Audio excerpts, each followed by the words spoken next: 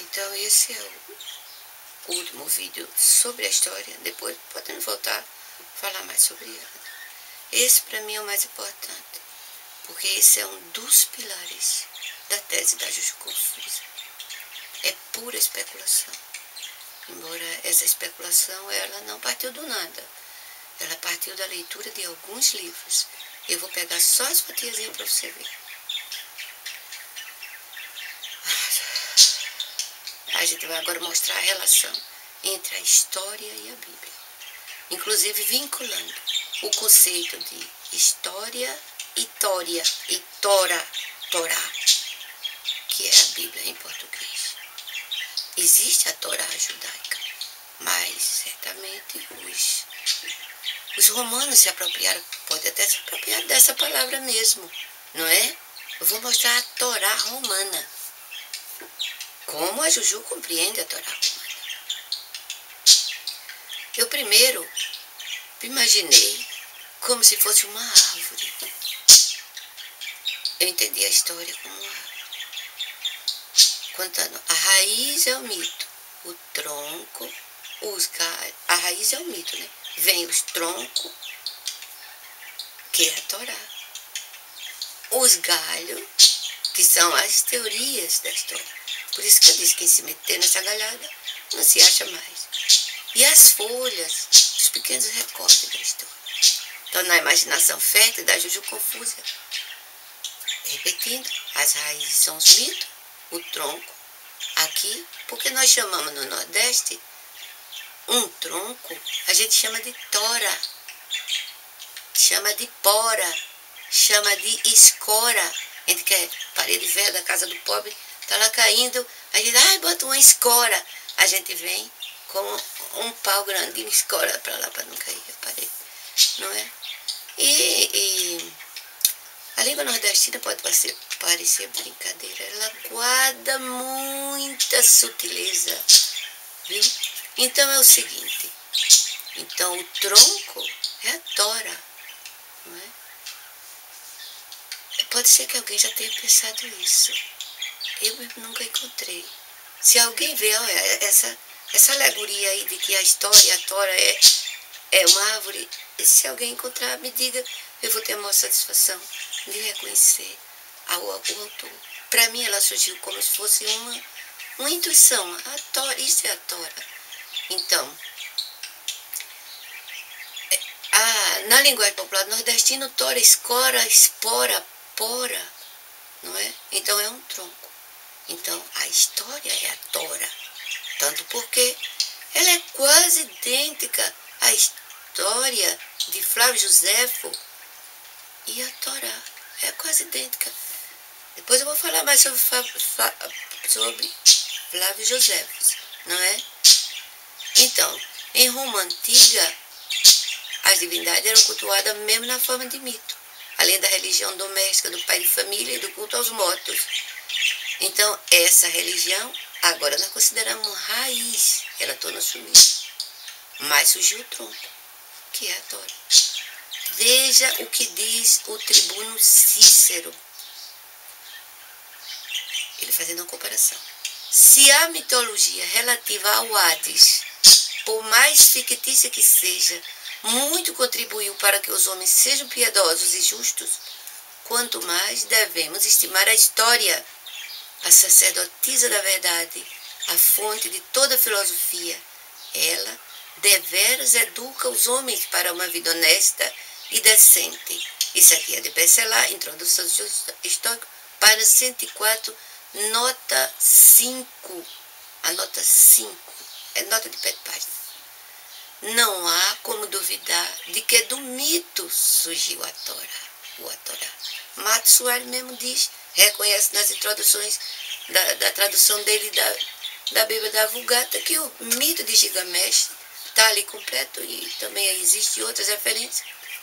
Então, Tora, ex-Tora, história, não é? Então, essa é a palavra de Cícero, né? A palavra de Cícero. Eu acho que eu misturei aqui a palavra de Cícero com a minha, não é? A palavra de Cícero termina. ela deveras educa os homens para uma vida honesta e decente. Então, a Tora já vinha da época de Cícero. Os calendários são muito suspeitos. Isso a gente vai olhar depois. Então, essa Torá não haveria de desprezar as raízes, os mitos, que eram as religiões mais antigas. Não se substitui uma religião assim por outra rapidamente. Ela vem e se acomoda em cima de outra que já está ali.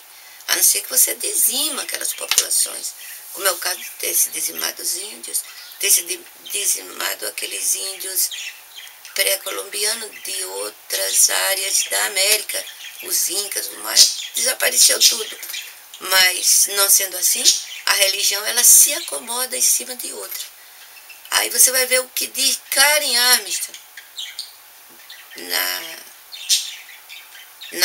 no livro A Bíblia, que ela tem, não, é no livro História de Deus. Ele diz assim: a história bíblica foi escrita no século 8 a.C., baseada em fontes anteriores. História de Deus, página 26. E ela diz ainda, olha, quando uma religião deixa de ser acreditada, discretamente surge outra. Mas a história antiquíssima, feita por Heródoto, Suetônio, Flávio José, tem algo de misterioso e suspeito.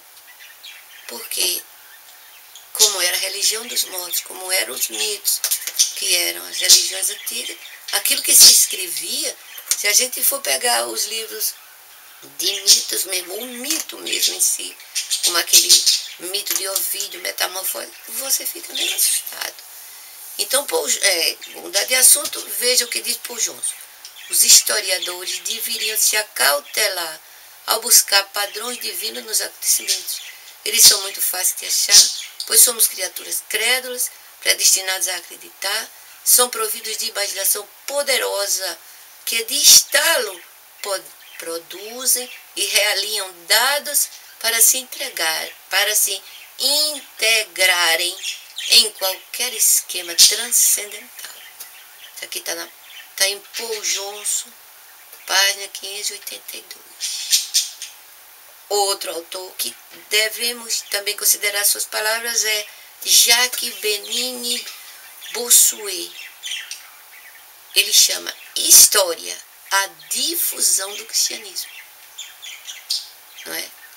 Então, eu procurei, né, em vários livros a etimologia da palavra história, né, já disse. Diz que vem de uma palavra antiga, indo-europeia, mas não diz qual é. Por causa dessas discussões, então, existe o pai da história antiga, existe o pai da história moderna, não é? Mas essa história mais antiga, a moderna não. A moderna, ela tenta se ater ao documento, uma interpretação aqui, outra ali, mas ela procurando mais ser científica, dentro dos padrões de cientificidade que surgiu ali no início da Idade Moderna, não é?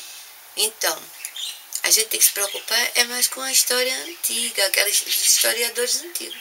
Que a gente tem que ler os historiadores antigos do mesmo jeito que lê a Bíblia, considerando eles serem enigmáticos, não é? Inclusive, se a gente for pensar bem, se aqueles contos, aqueles mitos, Cícero refere ele como sendo os mitos do Hades, eu cheguei até a imaginar, será que a gente vive no Hades? Aí eu pensei, teria sentido se a gente vivesse no Hades, que Jesus tivesse dito, deixai aos mortos o cuidado com seus mortos. Então a gente, quando vai ler história e vai ler a Bíblia, a gente não pode ler de carreirinha. A gente tem que se ater que tudo aquilo é enigmático para fortalecer uma religião estatal, porque a política dependeria disso.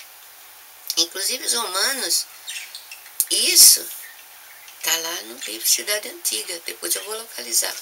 Os romanos, eles não queriam que ninguém soubesse o nome do seu Deus, porque enfraqueceria o conhecimento do nome de Deus para as guerras, enfraqueceria as batalhas. Depois eu vou organizar isso bem direitinho e vou fazer um vídeo. Então, sou grata a quem me assistiu neste canal.